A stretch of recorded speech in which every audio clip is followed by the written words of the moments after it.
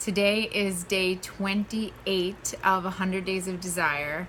I'm very happy to say that I'm coming to the other side of 3 pretty dark days.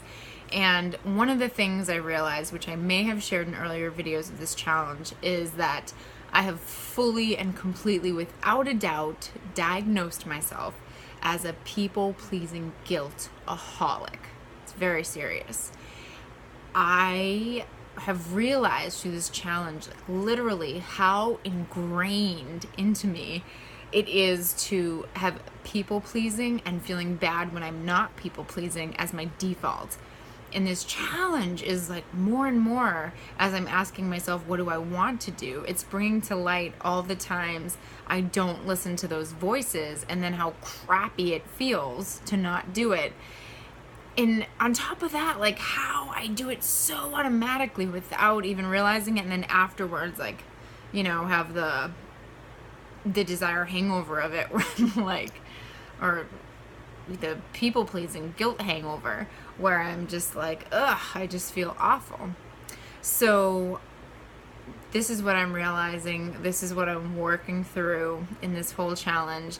And it definitely feels unstable. It definitely feels like on an identity level, really requiring me to find value in who I am in different ways, besides just like what I'm doing for other people.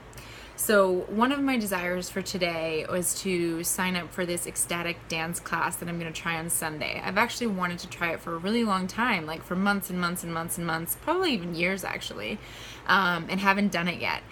And a little story behind it to understand like how so much I struggle with this people-pleasing part. My boyfriend and I, for quite a while now, we've designated Sundays as our day. We like historically had planned things together. It was like one day where we both weren't working and we had time to be together. But lately we haven't been planning anything. And what I've been doing is, because it was like our day, in my mind, I still wasn't planning things, even though I wanted to do other things. And this class being one of them. So what would happen would be that I would not commit to going to the thing I wanted to do for myself, and then he would do the things that he wanted to do that didn't include me, and I would be pissed off that, one, at myself for staying home when we had no plans, and then two, for him for actually listening to what he wanted to do. And so I was getting twice as angry for just not listening to the thing I wanted to do in the first place.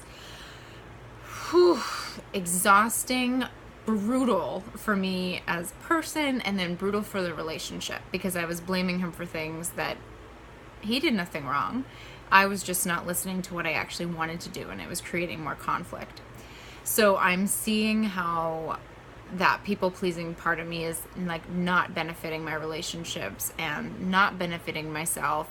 And so I'm committed in this challenge to continue to listen to that voice more and more, and to like actively listen to the desires, and to find value in being a person that listens to their desires and puts themselves first, seeing that as more valuable than just constantly giving and giving and giving to depletion.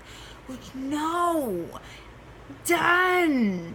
Time for new times of listening to desires. They feel so much better when we actually do them and go through with them, I'm realizing. Sometimes it's a little agonizing to get to that point, but when I actually do the thing that I want to do, it feels really good. So, so I ask you today, what's one thing that you desire, and what's one thing you're doing to honor that today? I'll see you tomorrow.